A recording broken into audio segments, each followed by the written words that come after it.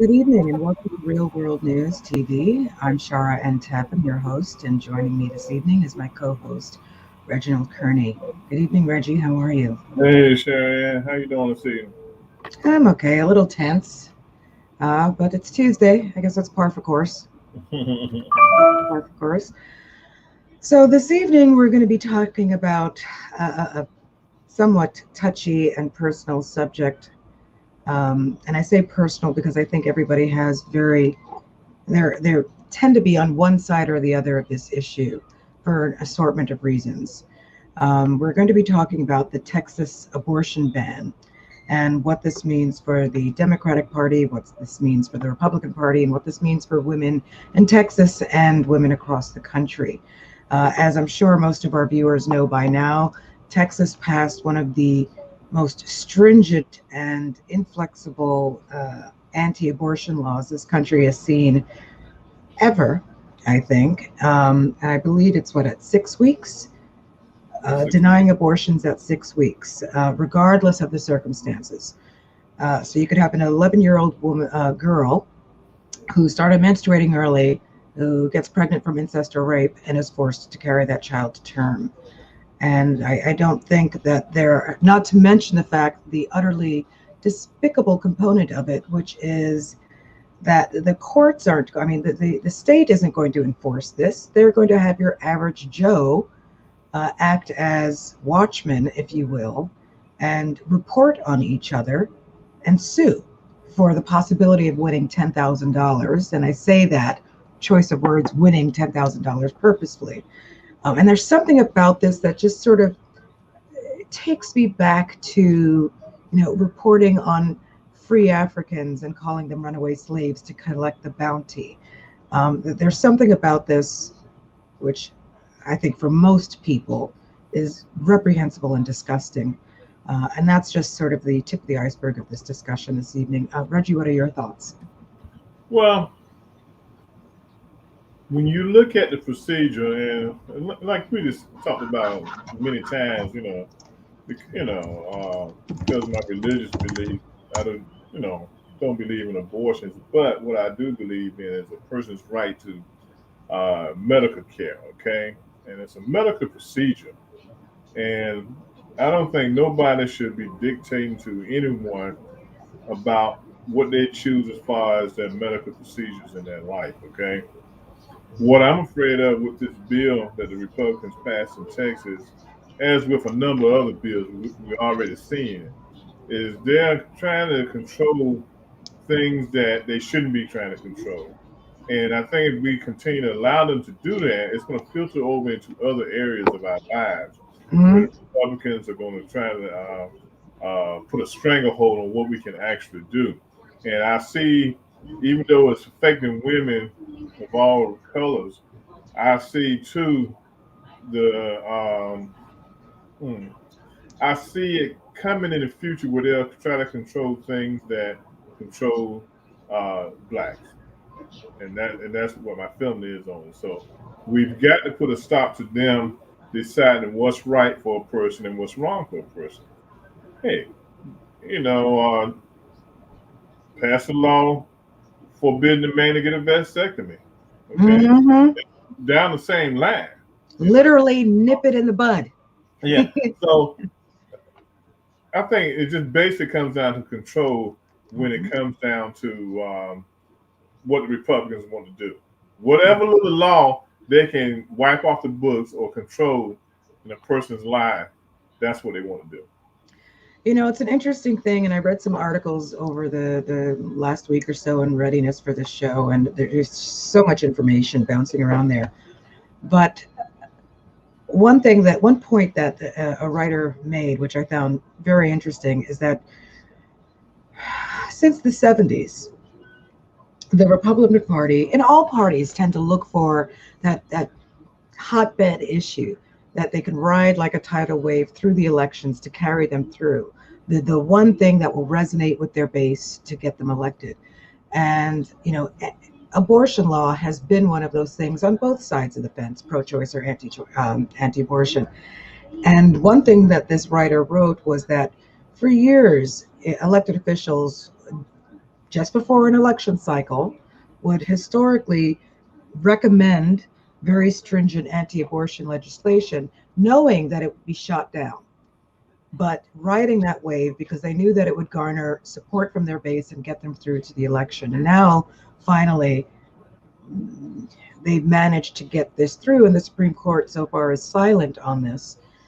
And like now that this has been passed in Texas, putting aside the fact that we're going to have to worry about similar laws being passed throughout the country, particularly other red states,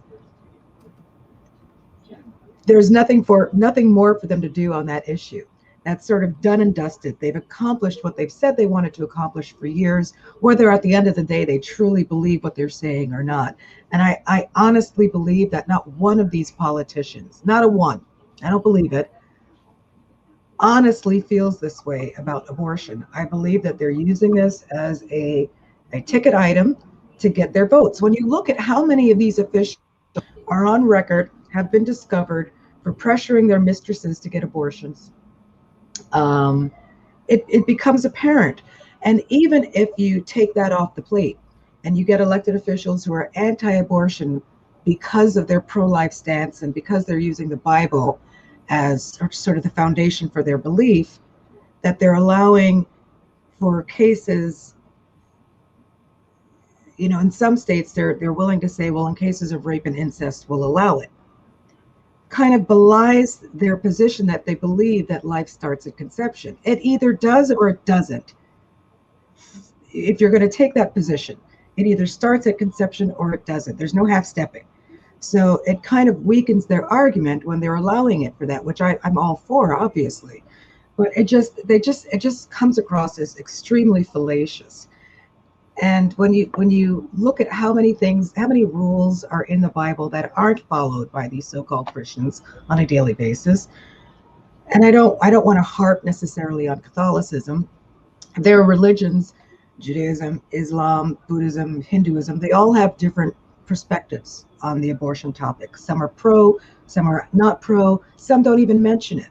And the only thing that I can find in the Bible which even remotely talks about abortion is in an offhanded way is Numbers 5:11-31, where it talks about if your wife has been unfaithful, just to kind of paraphrase it because it goes on for a bit, take her to a priest, have her drink something, and if she's been unfaithful and she is defiled what she's drinking, will force her to miscarry.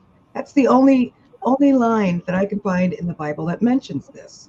So if you're going to use that as the foundation for whether or not it's allowed or not, then to me it reads as though the Bible allows it.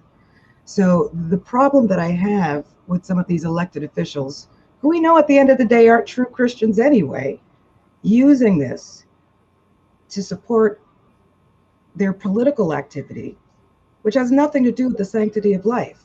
Because if it did, they would also have in that legislation money for women who are forced to have these children who don't want them. Money put aside for school, money put aside for the health care for the mother and the child, money put aside to make sure they have a roof over their head and they can eat. But no, that's considered socialism. So they care about the sanctity of life before it's born, and then after it's born, it's someone else's problem.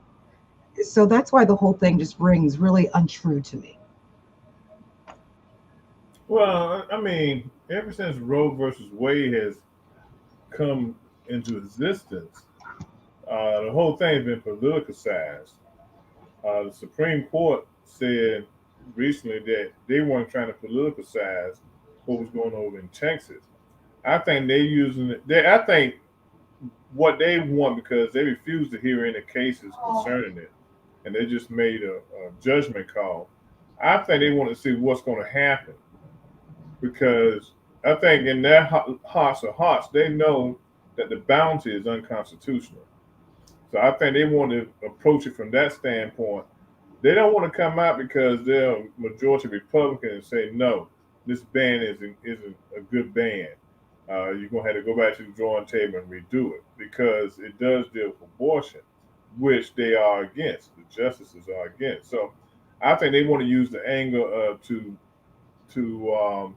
strike it down. They want to look at it from the standpoint that the bounty is unconstitutional. It's despicable, and Yeah. it doesn't. There are a lot of things that the Texas law does not make clear. As we mentioned, there's nothing in there that talks about a $10,000 bounty or penalty for the rapist. There's nothing in there, as I mentioned, that talks about monies to help raise this child. There's nothing in there that says how many people can sue. Like, why are you entitled to $10,000? I guess it's not because you're under emotional distress because I did something with my body. So it's a win. It's like a free lottery, and they can file this against anyone they want. So let's say you sue me and my doctor and the Uber driver and my best friend who counseled me, the person who fed me that day and put a roof over my head. All of those people could be considered for aiding and abetting. Where does the buck stop? So if you've sued all of those people, do you get $10,000 once? Do you get $10,000 per case? And how many people can sue those same individuals over the same alleged pregnancy and abortion? It's disgusting. It's draconian, and it's so badly written. Now, here's the other thing. When you talked about before, good evening, Jacqueline. If this law is able to stay as is, and other states follow suit, and let's say the Supreme Court does not knock out the whole bounty thing, which is disgusting, and other states mirror it, where does the benchmark stop? Because what you've now done is say that my body belongs to the state. So if the sanctity of life is that important, then what's to prevent the state from mandating organ donation? Let's say a 5-year-old or a 10-year-old needs a liver transplant. And we're talking about, since the subject is abortion, we're talking about children, but obviously the same situation stands for adults. But we're talking about children because they're supposed to be defenseless and can't defend themselves and speak for themselves, etc. So if a child needs a liver or a kidney transplant and you're a viable candidate, what's to prevent the state from mandating that you give up your liver because of the sanctity of life? Because if you don't, this child will die. Again, it's all about control. They're not looking at the bigger picture. They're just looking at the smaller picture that they only want to see. They don't want to see the larger picture. For them, it is control. And if you look back in the day, the real conservative Republicans, their idea of a good wife was a wife that stayed at home, cooked, and had children. And that's what they want. And so I think it's just going back to the days of where they weren't really in control. You see it with everything the Republicans are putting their hand on right now. It's all about control, about being in charge, and this 100%. yeah.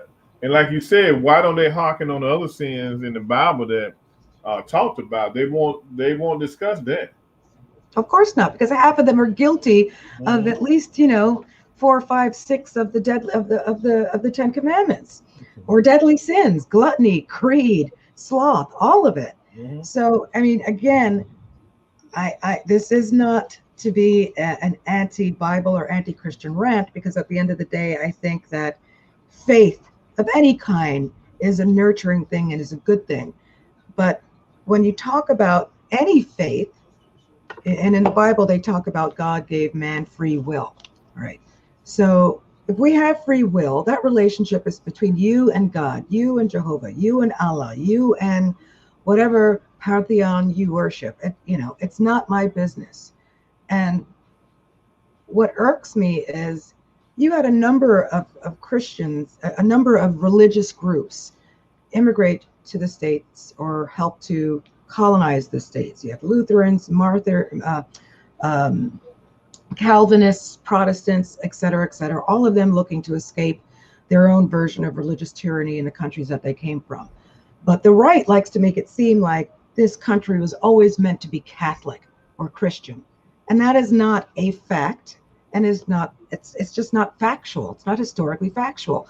Now, that group that eventually gained power may have wanted that to be the case, but we have subsequently invited people into this country from hundreds of other countries We don't have a national language. We don't have a national religion, but they're trying to do that.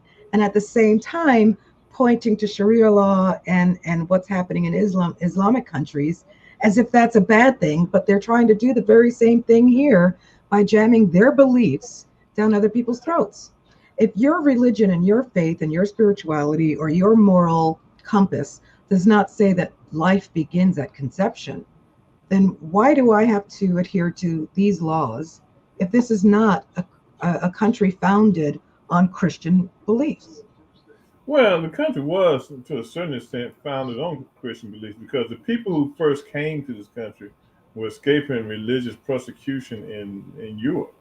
But And as so I said, there are they came, multiple religions. yeah, but they came, but it was basically the Christian, quote unquote, Christian religion. It wasn't Catholic, it wasn't nothing like that. It was basically the Christian religion. So those people who got here, they got here because of some fact they wanted to escape persecution of how they practice Christianity in Europe because of the Catholic Church was coming down on Protestants. So they said, look, let's get up here, go to another land, and start all over again.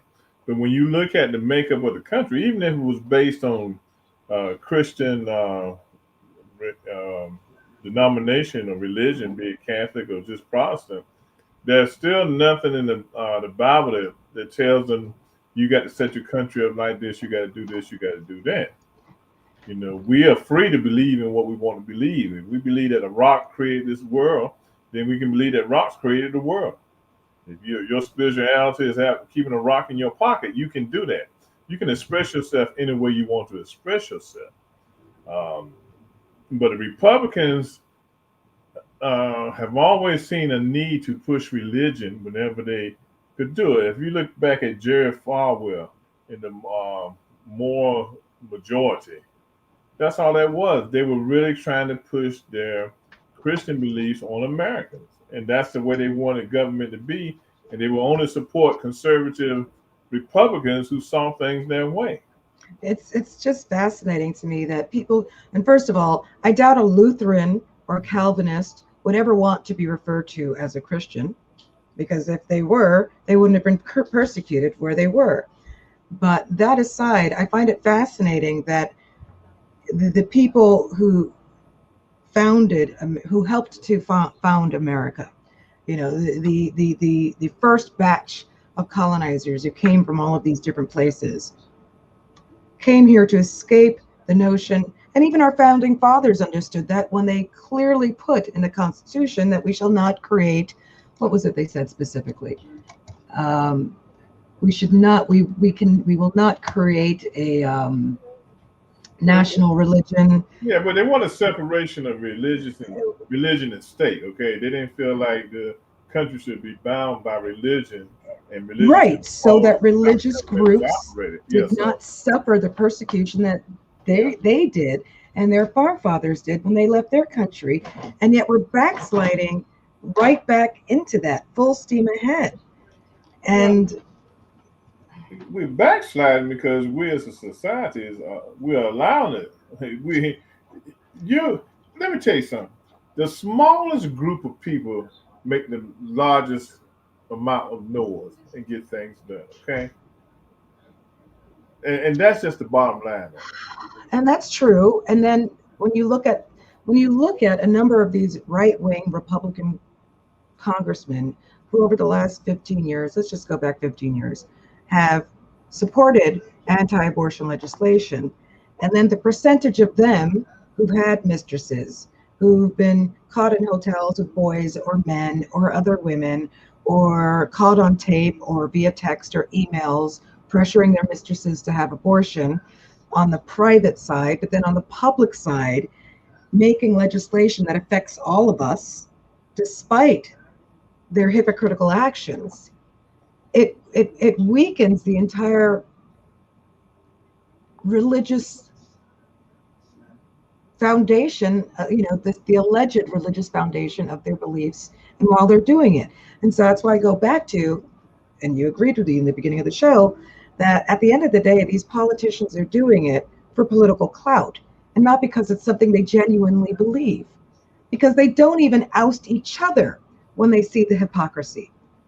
Whether it's because they're breaking the law, they keep their mouths shut, unless it's Clinton getting a hoo-ha under the desk, or they keep their mouths shut and don't raise a big stink about them being kicked out of office when they take their oath of office on a Torah or on a Bible or whatever book they choose. So if you as an elected official choose to make your oath of office on the Bible, and then you choose to publicize you are using your faith to inform on the legislation that you pass that affects the totality of the citizenry in this country, all of whom are not Christian or Catholic, then you should be kicked out of office because you're not keeping either of your oaths.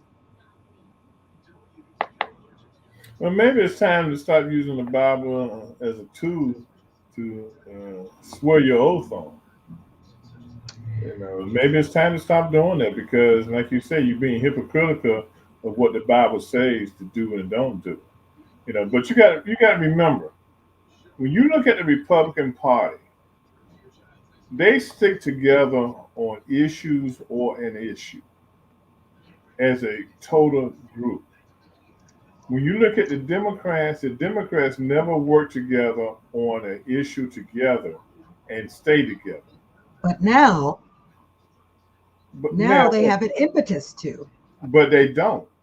Well, and they don't. Not getting away from what the topic of the discussion is tonight. Look at what's happening with Biden's infrastructure bill. You got the progressive Democrats who want more money. You got a group of Democrats saying that we need to probably cut back on the money, and you got some Democrats saying we shouldn't do it right now. And I don't disagree with you at all, historically speaking, unless we have some kind of a watershed moment or major issue to sink their teeth into that they can unite on. The Democratic Party has been splintered. But this right here, this issue right here, you have there's a number of Republicans that are disgusted by this law, even in Texas. And this could be an issue that finally galvanizes the Democratic Party, if for nothing else than to have a platform from which to stand on to help us get through the next term elections. Because this is something that could have far-reaching implications in every state. I don't know why any woman would stay in Texas at this point. Just like I say to women who live in the Middle East, they should all immigrate out. All the women in Texas and the women who have daughters in Texas should send them to another state. Yeah. If that's the way that state wants to treat women, like friggin' incubators. So, but the Republicans are doing so much, and that means we're all gonna have to move. Should we move from Texas should all black people leave Texas because their voting rights are being trampled on again? One way or the other, you got to do a Custer's last stand. And you got to figure out a way how to get people of like minds to work together, even if they're, regardless if they're Republican or Democrat. You got to try to find common ground on issues. And that's what this country has gotten away from. If you look back in the days when Tip O'Neill and those guys were together, they found common ground on everything. They might not totally agree on a bill, be it if they were Republican or Democrat, but they found a common ground in that bill to get that bill passed. The Civil Rights Bill and the Voting Rights Act would have never been passed if those guys didn't come together and kind of find some kind of common ground. After the bloody Sunday, where John Lewis almost got his head bashed in, both sides knew it was time to do something because this was something that was seen on national TV and worldwide TV. So they knew it was time to find that common ground. They found that common ground. Today, they don't find the common ground no more. Well, I'm hoping this is it. I'm hoping that this is it. How many women are there to men in this country? Do you know? I think it's more women than men. I would think so. Yeah, it's more women than men. It's probably, I wouldn't be surprised if it's 3 or 4 to 1. I'm going to look it up, see. Unfortunately, the census from the previous year was not thorough, so I'm not sure how accurate the numbers are. But let's see here. Total U.S. population by gender as of 2020 says 161, I guess, 0.37 million men, 168.63 women. And it seems like we've always been several points ahead, at least 7 or 8 points ahead. So I don't know what that means It when you might be break it what, down to one and a people. half women to every man, or every 2 women to every man, something like that. It's a low number, So but women can unite in this country and vote for their interest. Then we can get past this. The other big hurdle is going to be the friggin', the conservative Supreme Court. and that's what your problem is, Mhm. because they want to see what's going to happen before they make a money. So they're willing to put their money on striking down. If they strike down the bounty, maybe they'll strike down the law. You see, you got to look at it too. The Republicans in Texas weren't smart on how they wanted to do the bill. They didn't want to be the enforcers of the bill. So that shows you that they weren't totally in sync with doing the bill, But they because don't they have the know, courage of their convictions because they know the backlash that this would have. yeah, because most times when you pass a bill, you pass the bill with the party knowing that, hey, we're responsible for this bill and we're going to enforce this bill, whatever it may be. So that's why they went out and said, okay, we're going to make this vigilante justice. We're going to put it in the hands of John Doe. We're going to get them $10,000 to go out and spy on their neighbors and see where their neighbor is going. And it's already getting ugly. Yeah, it's There, going to there get ugly. was there was something online recently about a fella at I guess a local uh, softball game or something, and he was getting ready to go to fisticuffs because he and his wife had a miscarriage, and some asshat had spread a rumor that they had Abortion. an abortion, and this was obviously in Texas. Mhm. So he was really pissed, obviously, and he was pointing fingers at all the people who contributed to spreading the rumors. But the implications that that could have, let's look at a family that's not affluent getting sued for $10,000 for something that winds up to be not true. Now, the other thing is, if you have a miscarriage at home, who's to prove? How do you prove, outside of the fact that you didn't go to an actual doctor to have an abortion? How would you prove you didn't take a pill to abort at home? How do you prove that you didn't injure yourself to abort at home because you couldn't afford to go to the doctor or it's illegal in your state? So it's setting up a system that is guaranteed to result in women being imprisoned or fined or whatever that state decides to do, because how do you prove the contrary from nosy ass neighbors who want to make money off of your incredibly sad experience, whether it was nature or a decision? Nobody's joyful at doing this, Mhm. whether it Well, was a mistake or not. well, like I said earlier, I don't think it's going. I think it's just going to be broader, not with just the abortion ban. It's like I said again. It's a woman's choice to do whatever she wants to do with her body, because it's a medical procedure. This is putting us in a position where states are going to tell us after a while what medical procedures we can have and what medical procedures we cannot have. Well, they're kind of already doing that, but not through the state. They're allowing the That's what the insurance companies. your insurance companies do it. I mean, I had to have a CAT scan. Now, I went to a regional doctor of MedStar, is one of the biggest providers here in the DC area.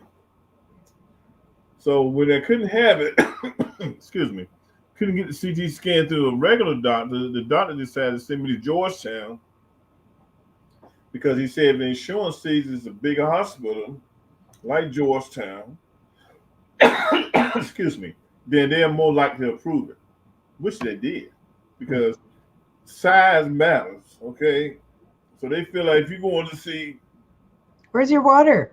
You always I've have water. I've had it, but it's just my allergies and stuff. Oh. Um, so if the doctor is a small doctor in a smaller area, where they're not making money or providing services, we'll send them to the city, to a large hospital, uh, well-known hospital, and this will happen. So you'll be able Well, to get what you need. And so I they do think, control a lot of it already. yeah, they do, and I can't stand that as it is. Yeah. Insurance companies, adjusters who have no medical background whatsoever making decisions on whether or not you're entitled to something. And to this day, I'm convinced this is why my mother passed from cancer, Hmm. because she had complained about things and they wouldn't allow her to see a specialist. And Right. by the time it was identified, it metastasized, it was attached to a major artery, and it was too fucking late. Hmm. Pardon my French. Yeah. And if I had had the emotional fortitude at the time, I would have sued her primary, the insurance company, and all of these other, whoever I could have at the Yeah. time. But I was dealing with the loss of my mother, and I just didn't have it in me. And then years passed, and I didn't do it. And my sister, who's watching, can attest to that as well. For that reason, I despise pharmaceutical companies and insurance companies. Mhm. But I think that, a lot of the false narrative that was created about immigration during Trump's reign has been discounted for any and disproven for any who will listen. It's been demonstrated via statistics that when abortions are legal, the number of abortions in that area actually go down. When abortions are legal, when teaching sex education is legal, and Mhm. I'm not talking about the nuanced, teaching about homosexuality or anything. That's another subject, which I don't have a problem with, but that's another subject. But teaching about, sex education, teaching about how to use birth control, things of that nature, it has been proven that the numbers go down. Mhm. So the numbers don't show it. What they do to children after they're born don't demonstrate their love of life. You don't see right-wing Republicans bending over backwards to raise money for orphanages or improve the life experience for children that are waiting to be adopted. You don't see them creating programs to make it easier for women to give their children up for adoption.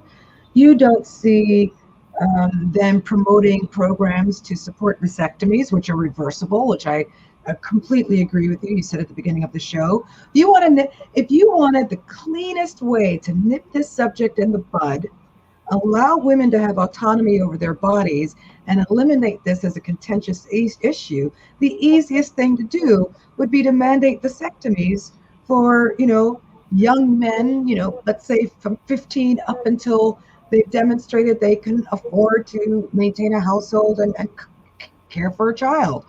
Why do they always put the onus on the women? Women can only have one child per year, one child every 9 months. A man can impregnate thousands of women in a month. So again, it does not support their position of being pro-life. It all boils down to political clout and controlling women. Back when women were the healers and you had the midwives and stuff, and we'd have our teas, this was a non-issue. Back when women were in control of their own, what happened behind the sheet with women when they were giving birth and what have you, that was our secret. That was our magic. You weren't allowed back there. And then with imperialism and the white man coming in, just calling women witches, burning them at the stake, demonizing our knowledge and our self-care and the control we had over our bodies, we've just become another form of cattle. Now we have the right to vote, we have the right to work, we have the right to own property and banks. Gee, thanks. If I still don't have the right to my own body, what difference does all of that make? Well, you're a woman. You're not supposed to have the right to your body. You're a second-class citizen. You come and say that You to know, my face. you need to know your place at home. Like I I'll show said, you that's my how place. It starts with that my foot up your ass. That's where my yeah. place is. Like I said, that's how the Republicans saw women at one time. That the Mm. place for them was at home, having children, making sure the dinner was ready, and all that kind of good They stuff. don't want to compete with us in the workplace because, frankly, we're smarter. I'm sorry, I said it. I'm Well, sure our female watchers will praise me for it. mhm, But they don't want to compete with us in the workplace. These mhm, incel motherfuckers, and I'm sorry, I'm channeling my inner Tony. don't want to compete with us in the workplace. They're envious of the fact that we're making our own money. You see all of these posts every single day online. Women don't need us. They can buy their own house. They can buy their own jewelry. They've emasculated women and feminized men and all of this bullshit. No, you all just need to step up your game. But it is about controlling women. And if you're a Republican, right wing, whatever wing nut you want to call it, and you want a woman that's a housefrau that stays at home and knocks out the kids and stays pregnant, if you find yourself a woman that wants the same thing, God bless you both. Amen. Hallelujah. You know, they have there's a phrase in Haitian that says, for every piece of cheese, there's a piece of bread, or vice versa, meaning there's somebody out there for everybody. Do you live the life you want? But don't say that I have to stay home and be pregnant indefinitely and be barefoot at home, and then point fingers at, you know, the women in the Middle East wearing the hijab and being denied an education, being denied to work, because you're doing the exact same thing. It's the American Taliban, and I'm sick of the hypocrisy. Well, the thing about it, you got to like we've already established a fact. It's everything is based on politics, okay, and religion, in the thought process that a lot of men have when it comes to women. Okay, women are seen as second class citizens, and you know, and I think that goes both ways in both parties, Republican and Democratic Party. You have men who have have a certain idea and picture what a woman's role in society is. And I think that was one of the reasons that at one time, and it's not happening now, the Me Too movement was so strong. Was because of that, because they were trying to establish a woman's identity outside the workplace, outside the home, and things of that nature, and they wanted to bring to the forefront things that had happened to women in the past that were being swept under the rug. You know, so uh, along with basic civil rights of being a human being, women have a fight on their hands, not only here, like you said, around the world, to establish themselves as individuals that uh, should be equal to men. You know, it should. It should be equal to men. You know, it's funny you say that, because I went through a period in my 20s. I remember I started a new job, and there were only so many women of color in this company. There were about 700 people in the company. We had several floors. I worked in human resources, and I could be anything. But somebody assumed that I was African American, and they added me to this email post. And it was a PDF long poem. One poem was on the man's side, one poem was on the women's side. And it talked about, and I can't remember it verbatim, I'm just going to sort of paraphrase it. But, you know, the woman's side of the poem talked about how we need to sort of bend over backwards for our men, because they are disrespected out in the world every day. You know, we need to be subjugate to our men like the Bible wants us to be, yada, yada. And it kind of set me off for a number of reasons. But the first thing I thought was, you know, you want to use the Bible to justify women being subjugate to men. And I said, okay, so let's talk about Adam and Eve then. And I said, all right, fine. Adam was the first draft. God wasn't happy. The only thing that was salvageable was a rib. And then he made us.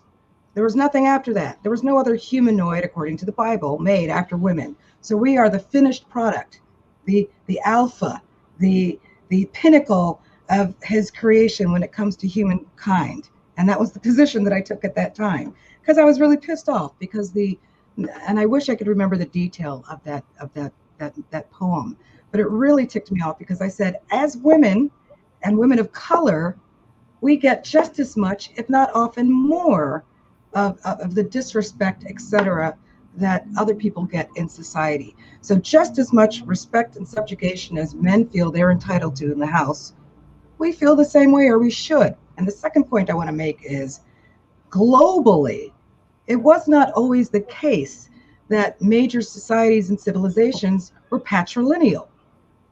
They were matrilineal societies. They were matriarchs of societies. You had societies where women have more than one husband, and there may still exist some, as a matter of fact.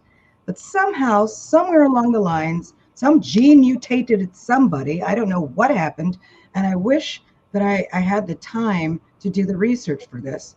But somewhere, that timeline changed and the script got flipped to the whole notion of men and women being equal or not equal, and we have to prove ourselves as equal to men, and men are the leaders, and we have to subjugate ourselves to men, when it wasn't always that way.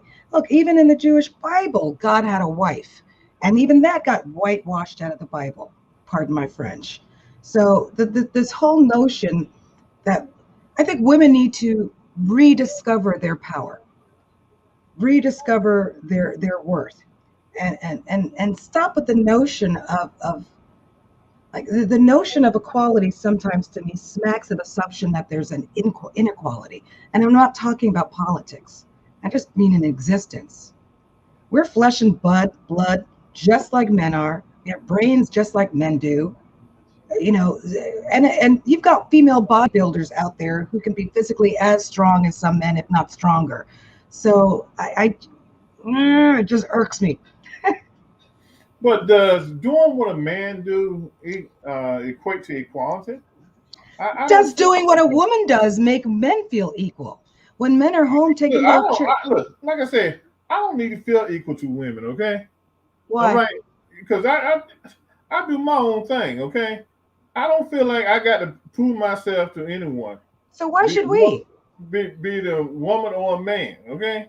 So I why don't should feel like we? I have to have a woman that's equal to me doing the same thing I'm doing, or just to say that well we're a company, we're an equal opportunity company because we promote women and men at the same rate, okay, or whatever, okay.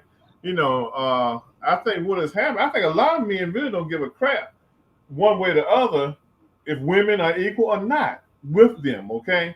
I think you see more push coming from the side of women in this whole process in the last 10 or 15 years I've watched it. Women have been more forceful in seeking equality than Because we men still have, don't have it but in, then in, but in this listen, Western society. yeah, We and still not don't have it. it hasn't been so much of a man standing on a soapbox and say, okay, women, come along, we're gonna make you equal. Okay. But now over the last 10 or 15 years it has gotten better. I mean, you see women filling all types of roles, okay? Look, Uh in some respects, it's gotten better, and in other respects, you've gotten the growth of things like incel and the creating of martyrs of men that go out and shoot women because they can't get sex, and but because they were. that society, that doesn't have anything for me, that doesn't have anything to do with a woman being equal to a man. You got crazy men out there, okay? You got crazy women out there, okay? They shoot each other, stab each other, okay, for one reason or another through domestic violence, okay?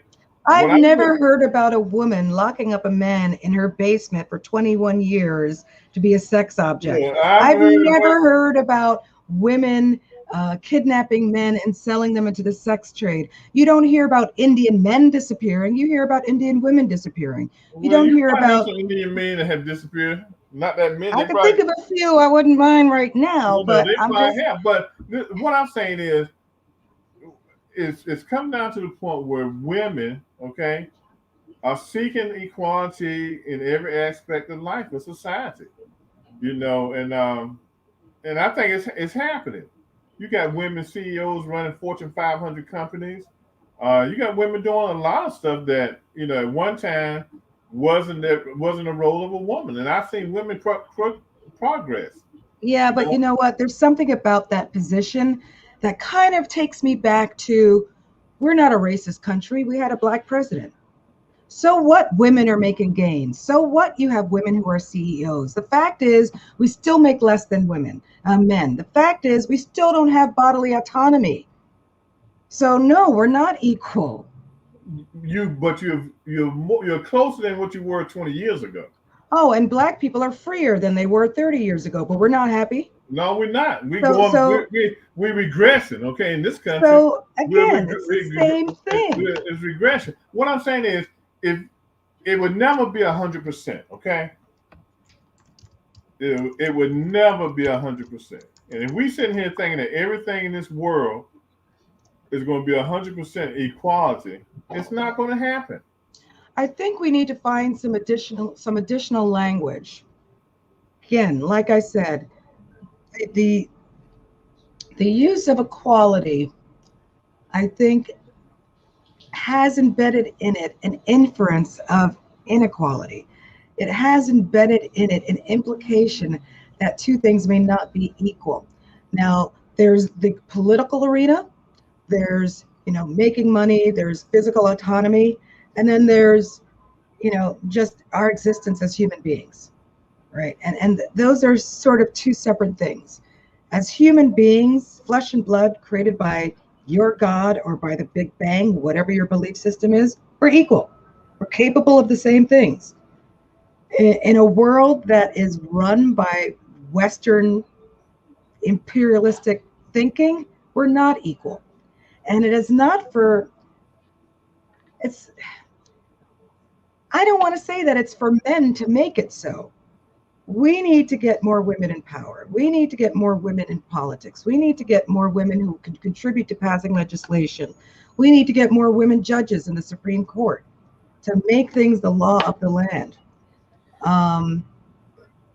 But that has happened. There are a lot of women in politics. Okay, you're never going to get one for one. That's never going to happen. I don't care unless we pass a laws here in this country saying that everything, if you got one woman, you got to have one man. One woman, one man. That's never going to happen. But I think when you look back over, look, I'm older than you, so I've seen a lot more than what you've seen. I've seen women grow into corporate positions and really, I mean, I say grow, have grown to a point in the company where they're running the companies and they're operating the companies. We've seen women come so far in sports where they are actually able to go into the locker rooms now and interview players, and they're commentators on in sports. So what's You your got point? We should women. stop fighting? We You should got give up? We women. should be You satisfied can and you can happy? keep on fighting. Okay, you can keep on fighting, but if you got to look around, women have made so many giant strides in this society. There are a lot of women in politics, and in some areas, there are more women in politics on a local and state level than there are men. Okay, But if you look, again, what you're saying to me, if you flip out some of the adjectives, to me sounds very similar to the argument that people make when they say racism doesn't exist anymore. We're no, all equal. it doesn't. Blacks are in politics. Because Blacks we're are not. CEOs. No, Blacks have no, their own houses. no. We're not. It sounds the same to me. It's not, because when you look at the equality for women, you're not looking at one race of women. You're looking at all women. Okay, this has never been a thing of black women versus white women versus Indian women versus Chinese women versus Asian women or anything like that. It's been women fighting together for equal rights and more equality in Eh, this country. Even that is not 100% true. You've got a lot of people who believe that the feminist movement was a white movement that left black women behind. You have a lot of people that believe that white women benefited But from the that was trials 30 and tribulations. Well, freaking years ago. Okay, you just raised that as the an feminist example. movement was a bunch of old white You women 30 years raised ago. Okay, this as an look, example. but So I look, am I'm not responding to talking that. about feminists. I'm talking about the last 15 years. Women have made strides. Okay, and what you have to do is accept what has In the happened. last 15 years, we had a Is black there president. more work? Is there more work to be done? Yes, it is. I'm not saying there's not more work to be done, but when you look now and you look back 15 years ago, if you look back 5 years ago, there are some strong women out here that are making some big strides I'm in this not saying world. there aren't. I never said But there it's never weren't. going to be equal. It's never going to be one for one. One for one doesn't necessarily equate equal. You know. And I think that also goes towards some faulty thinking. It is not necessarily one for one. Suppose I don't Okay, want to what's be a the highest CEO. in your company? What's the highest ranked woman in your company doing? What position do they hold? In my current company, Yeah. COO. Okay, which is great, and she has the But what's opportunity your to be point? CEO. But what's Well, what I'm saying but is, 10 years but ago, you wouldn't have had having a the COO as a having the woman. title is not the same thing as having the respect that should come with that title. I think it Having the does. title, no, it is not. I think it I does. can tell you from direct experience that having the title does not necessarily equate to having the respect and deference that should come with that title.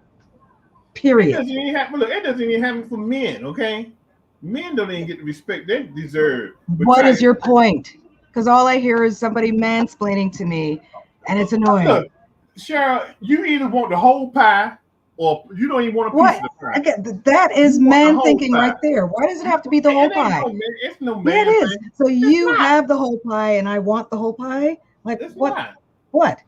And I It's not. say Look this what with love Derek and said. respect. Derek said, being in position power doesn't necessarily empower the movement, but the person empowered.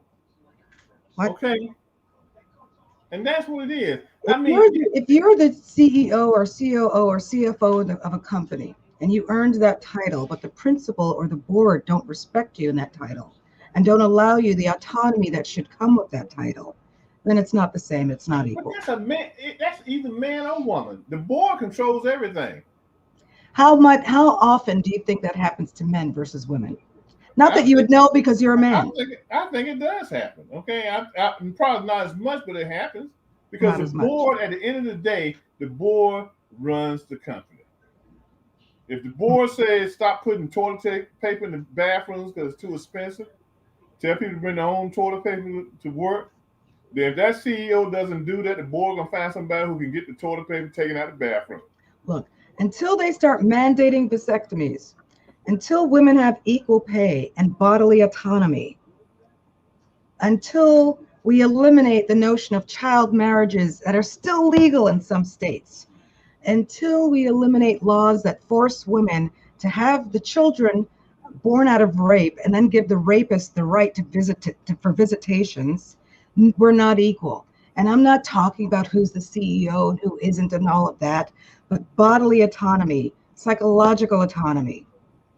Until that happens, then all the rest is moot. And until that happens, bringing up whether or not we have businesses and COOs and whatnot, to me, just smacks. It's the same thing as people saying we had a black president, so the country's not racist anymore. Sure, it's not. When you look at our society as a whole, worldwide, it's never going to happen. There's always going to be a piece missing for everyone, for the black man, for the black woman, for people of color around the world, for religious people, everything. There's always going to be a piece missing. Okay. Therefore, what? What is your point? But therefore, what? We got to a certain extent, we almost have to live with it because even when the world comes to an end, this crap that we're going through now, we're still going to be going through it. Okay. So we should live with racism. We should live with the Stacey Nashes, and we should live with the Trumps, and let bygones be bygones, because we can get enough right now. What is your plan? Change it, okay? Because the thing, yes, to a certain extent, we got to live with it, okay? Because the first thing is we can't come together as a people to get things done, okay? We cannot do the things right to get things done, okay?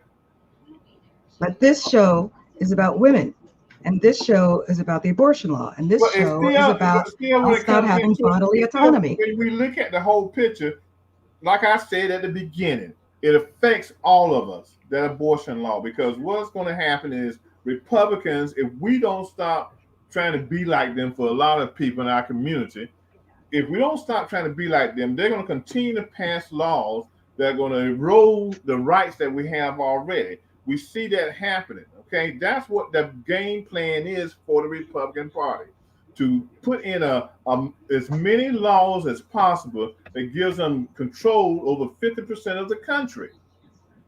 And we are allowing it to happen, okay, because of the BS we do in our communities as far as not going to vote, not speaking up, and not doing the things we have to do. I don't disagree with that. And in order for one thing to get wiped off the book, we got to wipe everything off the book. We got to wipe these people out of office, okay? And the funny thing is, whenever we have these shows and we talk about racism or misogyny or this abortion law, the one thing that keeps coming back to my mind, and for a Christian, I would imagine they would say, we've strayed far from God. As a Buddhist, I would say that we are not taught how to live. We are taught how to obey. And whether that's a Christian law or an Islam law or a political law. We are not taught to spiritually evolve. And until we spiritually evolve, not just as a country, but as a globe, all of this shit is still going to exist in one form or another. Well, okay. Because we are broken as a species. We are broken. And that's not going to happen either, because a lot of your young people now, the millennials, don't even believe in spirituality. Now, I'm not saying believe in religion or believe in God. They don't even believe in spirituality because they don't see it getting them nowhere.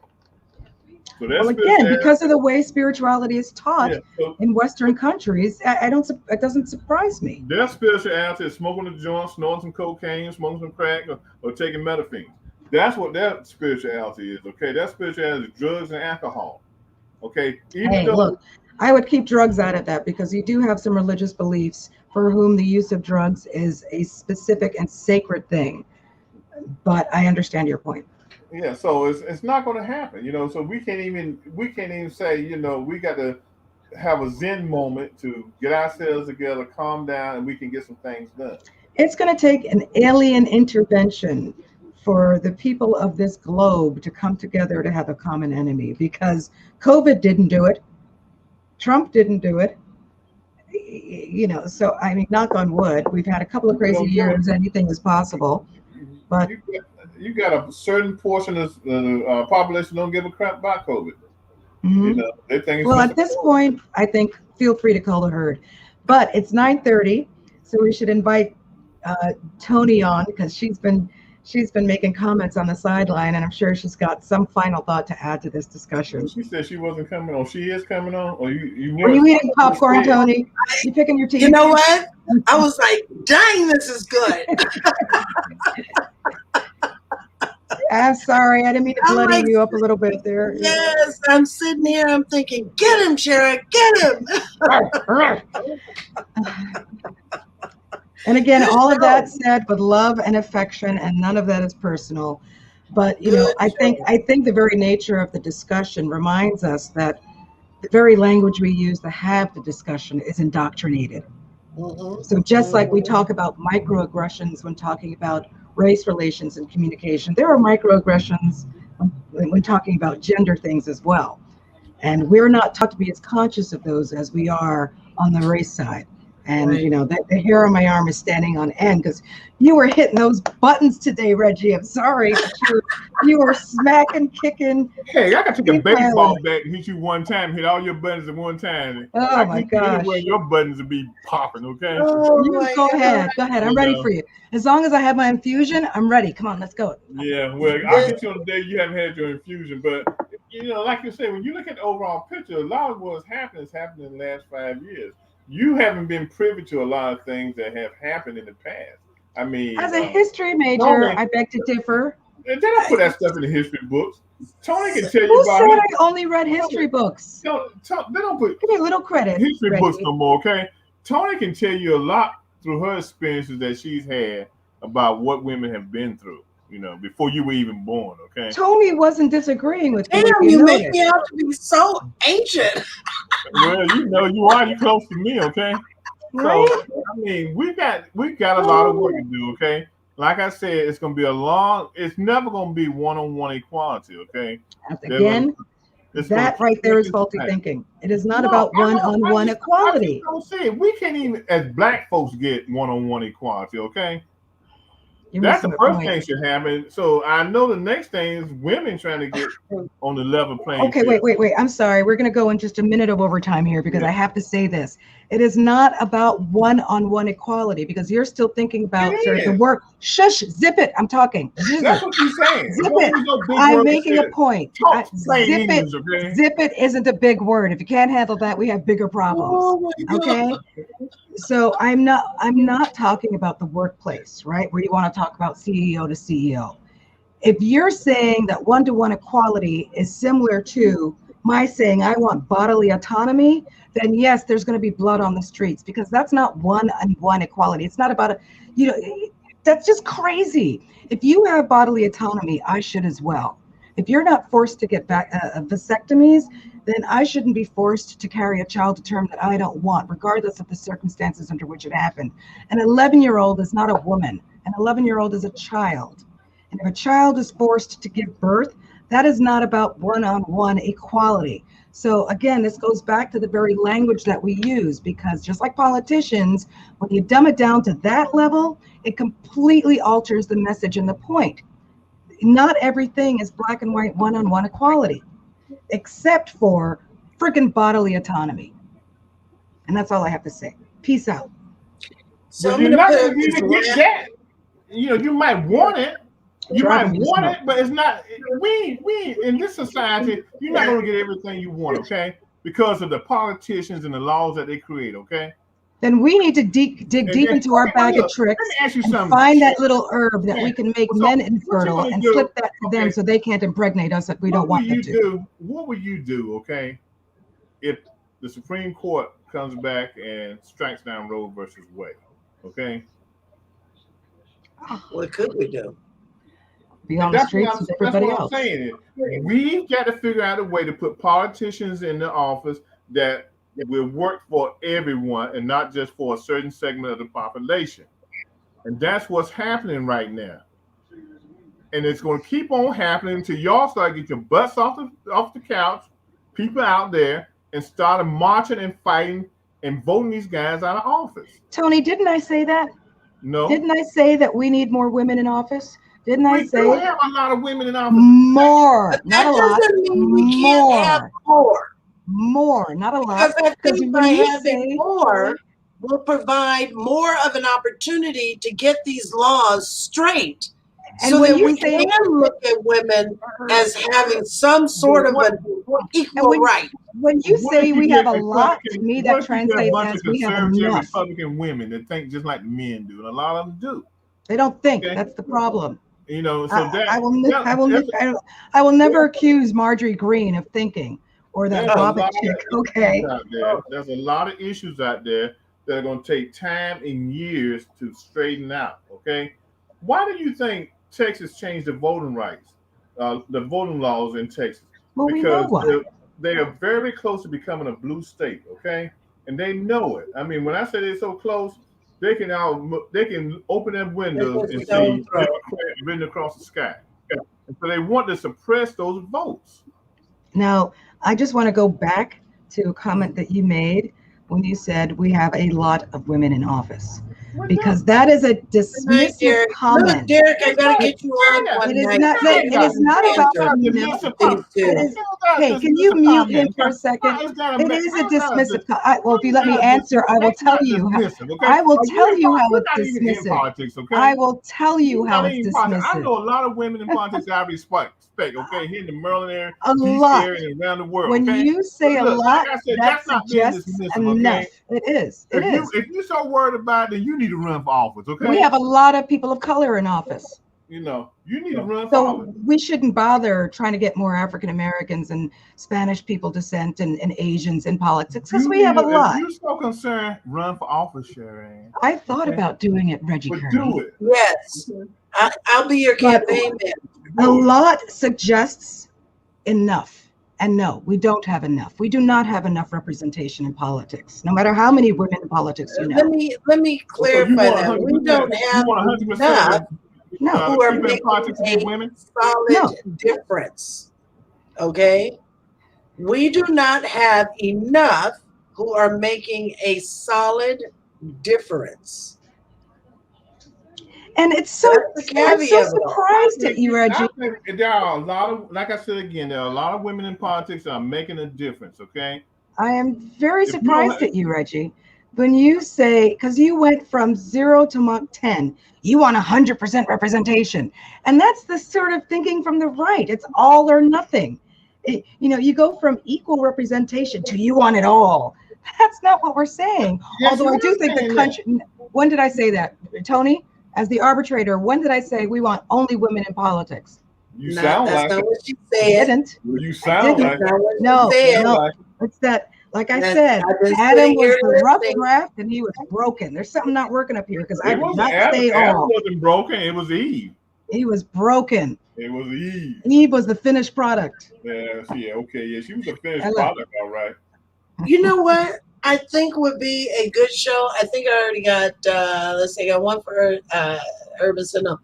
I think it would be a good idea to parallel this conversation with the equal rights of blacks, because it sits side by side.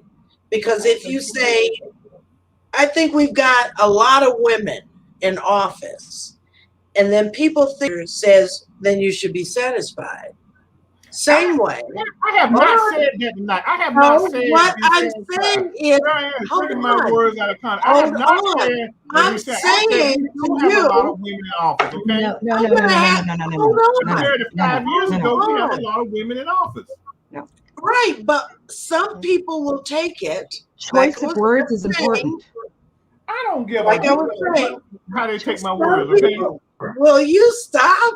So some people will make it seem as if you're saying you've got enough. So isn't that enough? Parallel that with the rights of blacks, the rights of people of color, where you say, well, you've got enough black politicians in office. You got a lot, quite a few. Should that be enough? Come up with a concept. And write it up. Let me say something. I'm not going to equate black politicians, black women in office with abortion laws. Okay, it's two separate, different things. Right. And I'm not going to equate. That's how you equate it. I'm not going to equate those two things with. Are those the only rights and liberties that women are fighting for in your book? To a certain extent, yes. I see. That's why I said. Reggie! Oh my God! That's what I said. I'm sorry. We have just learned this evening that Reggie Kearney is a man. I hope I'm a man. It really surprises me to hear this, and I know that we've probably tweaked something deep and primal in you, but no, we are more than our uterus, Reggie. We are more than incubators. There are more rights to be attributed to women than whether or not we give birth. Having children is not the sole reason of our existence. So maybe we should do something on the vagina dialogues or monologues. Yeah. Who will have the children? Oh my gosh. Well, you know what? Ask the Republican Party. I'm sure their orphanages are going to be chock full of unwanted children. Oh my God. Okay, I got to go. I love this show. I loved this show. I'm sorry, I got tweaked. I got tweaked. And I dropped a couple of F-bombs for you, Tony. Thank you. I'm so proud of you. Very proud. So we're going to leave it where it is. Maybe we should have that discussion with the Truth Brothers. Oh, now that's nice. But then you have to join that show because I need female support. There'll be blood in the water if it's just me and them.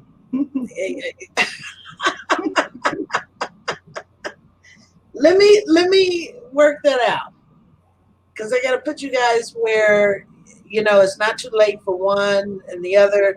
Let me work it out. I mean, if you're willing to do it on a Saturday, like a special show. Can I drink at the same time? Yes. Yes. Reggie says no. Reggie said no. We'll work on him later. Saturday is out. Saturday is out. Phew. Why, are you going to fight for women's rights on Saturdays? Okay. Saturday is out, okay? Friday nights. Think about a Friday night. Tuesday is the best night for me. I hate Tuesdays. I have to say. He's being difficult. Anyway. No, I have certain things I do, and I have my night set up. And Saturday is my weekends. Saturday is when he has the He-Man group with his other members. I'm not going to say what group we have on Sundays, okay? All right, we're going to go ahead and get out of here. We got to close this thing out. It's going too long, but I'm loving it. Oh, my gosh. Great show. Great show. I'm going to pop some popcorn for the next one. Thank you for tuning in. to Real World News TV with Reggie Kearney and Jerry and Tappan. I'm really hoping that you enjoyed the show. Make sure that you follow them right here on Facebook under Real World News TV. Make sure that you join them every Tuesday night. The show always starts at 5:30 p.m. Pacific, 7:30 Central, 8:30 on the East Coast. Make sure to always... See this pastor giving me the finger? I see him. Make sure that you also go to our website at hottopicstalkradio.com. You can catch up on any of the past shows, as well as check into some of the shows that you have not viewed. So with that being said, I am going to invite you to come back tomorrow night on Hot Topics Talk Radio with me and Yvonne Baker. Tomorrow night's topic, oh boy. Ready? His ex-wife won't let me visit him. Okay? Huh? Think about it. His ex-wife will Do they not live together? Huh? Does he and his ex-wife live together? Mm-hmm. Oh, then you got a whole host of other issues there. Yeah, a whole bunch of issues.